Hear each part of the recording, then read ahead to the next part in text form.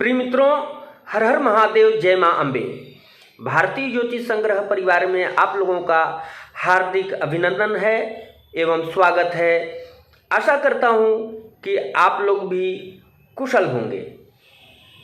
इस वीडियो में आप लोगों को हम बतलाएंगे कि ग्रह वेधित कैसे होता है, ग्रह को वेध कैसे लगता है। आप अपने कुंडली में ग्रहों का वेध कैसे जानेंगे, इसके लिए गोचर कुंडली को लेना पड़ेगा। इस वीडियो को आप जब पूरा देखेंगे तो सारी बात स्पष्ट हो जाएगी। तो आइए विश्लेषण को आरंभ करते हैं और जानते हैं कि किस ग्रह को वेध कैसे लगता है, और जब वेध लगता है, ग्रह वेधित होता है, तो उसका फल क्या होता है, किस परिस्थिति में ग्रह वेधित होता है। तो सबसे पहले हमको ध्यान देना पड़ेगा कि अपनी जन्म राशि से निषिद्ध स्थानों में, निषिद्ध यानी अशुभ स्थानों में स्थित तत्कालीन यानी जो वर्तमान ग्रहों का शुभाशुभ फल निरूपण का नाम ही गोचर कहा जाता है। गोचर से गोचरीय स्थिति पे विचार करते हुए छठा सूर्य ग्रह जब शुभ फलद होता है, यानी कि छठे घर में सूर्य शुभ फलदायी होता है, और गोचर से 12वां स्थान स्थित ग्रह विद्यमान होता है। कहने का तात्पर्य यह है कि तात्पर्य को समझिएगा कि अपनी जन्म राशि से सूर्यादिक ग्रहों के शुभ फलद स्थान स्थित ग्रह तभी शुभ फल देते हैं जबकि उनके वेद स्थान में कोई अन्य ग्रह न हो। इस प्रकार जन्म राशि से 6, 1, 10, 11 इन स्थान में सूर्य ग्रह जो है शुभ होता है, जबकि क्रमशः 12, 4, 9, 5 स्थान में कोई भी अन्य ग्रह विद्यमान न हो। इसी प्रकार मंगल ग्रह के बारे में चर्चा करते हैं। मंगल, शनि और राहु 6, 11 और 3 तब शुभ हैं जब क्रमशः 6, 5, 12 इन स्थानों में अन्य कोई ग्रह विद्यमान न हो तभी।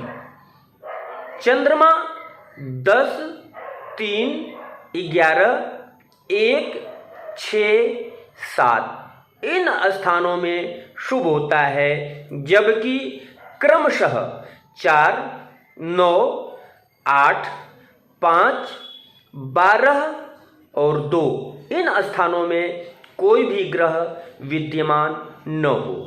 अपनी जन्म राशि से बुध के लिए चर्चा कर रहे हैं, ध्यान दीजिएगा।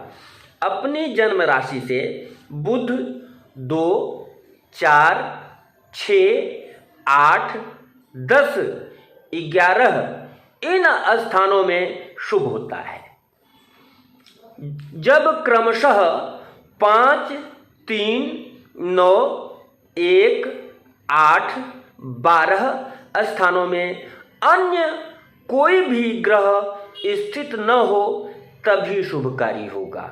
बुध के बाद गुरु की चर्चा करते हैं कि जो बृहस्पति, जिसको देव गुरु कहा जाता है, अपनी जन्म राशि से गुरु ग्रह 5, 2, 9, 7 एवं 11 इन स्थानों में शुभप्रद होता है, जब क्रमशः 4, 12, 10, 3, 8 इन स्थानों में कोई ग्रह विद्यमान न हो।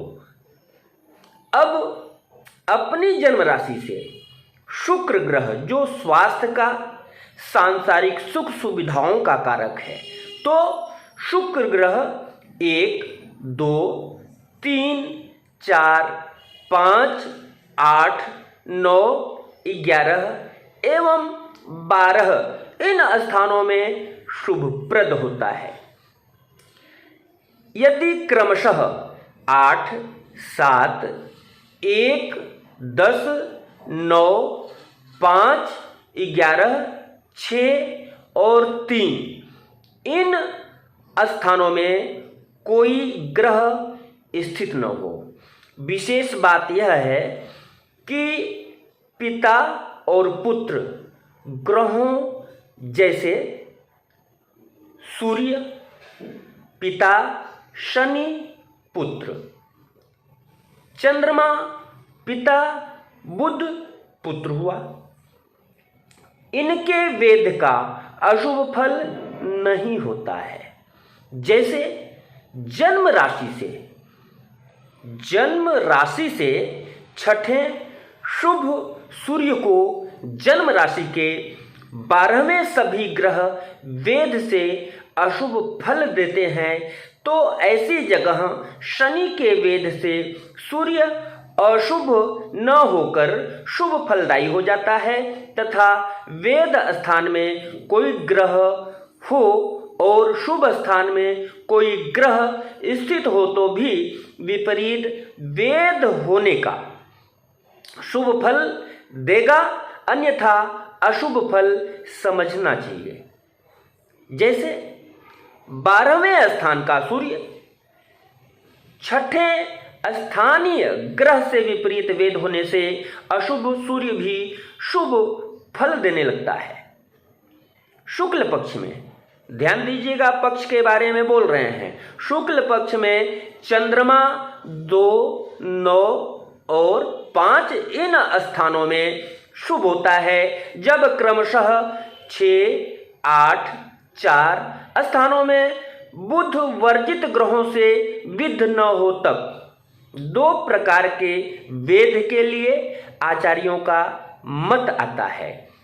नारद आदि ऋषियों के कथन से क्रमिक वेद और वाम वेद का विचार अपनी जन्म राशि से करना चाहिए, किंतु कश्यप आदि मुनियों के कथन से 2 प्रकार का वेद ग्रह जिस राशि पर स्थित है उस राशि से अपनी जन्म राशि तक के क्रम से होता है।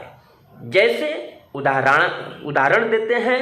उदाहरणार्थ हम बता रहे हैं कि अपनी जन्म राशि से छठा सूर्य शुभ है, किंतु छठा सूर्य जिस राशि पर है उससे 12वां स्थित शनि वर्जित ग्रह से जब वेधित न हो तभी यह नियम लागू होता है, तथा अपनी जन्म राशि से 12वां सूर्य निंदित है, जबकि ऐसा सूर्य अपनी आक्रांत राशि से छठे में शनि वर्जित है, अन्य ग्रहों से वेधित हो तो शुभद होता है। नारदादि ऋषियों का मत ग्रहण करने योग्य है और काश्यप आदि ऋषियों का कथन गौण होता है। जैसा कि हम बतलाए, पिता पुत्र ग्रहों में बुध, चंद्रमा तथा सूर्य, शनि में परस्पर वेद नहीं होता है। परस्पर में ग्रह वेद की विद्यमान स्थिति के बावजूद पिता पुत्र संबंध होने से आपस में वेद लागू नहीं होता है। यह प्रमाणिक चीज है, मैं आपको बतलाना चाहता हूँ। कहा गया है कि पितु सुतस्यात्र न वेदमाहुः, यह मुहूर्त चिंतामणि के अंतर्गत उद्धृत है। वेद करने वाला ग्रह गोचर फल के विपरीत फल देता है, अर्थात गोचर से शुभ स्थानगत होने से भी यदि बताए गए ग्रह पर किसी ग्रह का वेद होता है तो वह शुभ ही फल देता है, अर्थात अशुभ फल नहीं दे सकता है। अब यहां पे ध्यान देने की बात है कि देश भेद से वेद का फल हिमालय और विंध्य प्रदेश के मध्य स्थित देश में वेद राशि की गणना ग्रह आश्रित राशि से ही करनी चाहिए। जैसे उदाहरण देता हूँ, यदि सूर्य जन्म समय में जिस राशि में हो उससे छठी राशि में गोचर से हो और सूर्य से 12वें कोई दूसरा ग्रह हो तो वेद लागू हो जाता है, वेदित होता है, वेदित होगा। इस प्रकार सर्वत्र समझना चाहिए। अन्य देशों में जन्म राशि से ही वेद का विचार करना आवश्यक होता है। ऐसा मुहूर्त चिंतामणि ग्रंथ के अंतर्गत उद्धृत है, आप अवलोकन कर सकते हैं। और सभी विद्वानों से मेरा करबद्ध प्रार्थना है कि किसी भी ग्रह का वेद देखते हुए ही गोचरी स्थिति का विश्लेषण करें, ताकि पूर्णतः स्पष्ट रूप से विश्लेषण किया जा सके। मित्रों, आज के वीडियो में आप लोगों को गोचरी स्थिति के अंतर्गत कौन से ग्रह किस ग्रह के कारण किस स्थान में स्थित होने पे वेदित होते हैं और कब किस अवस्था में शुभ फल देते हैं, किस अवस्था में अशुभ फलकारी होते हैं, इनकी चर्चा की गई।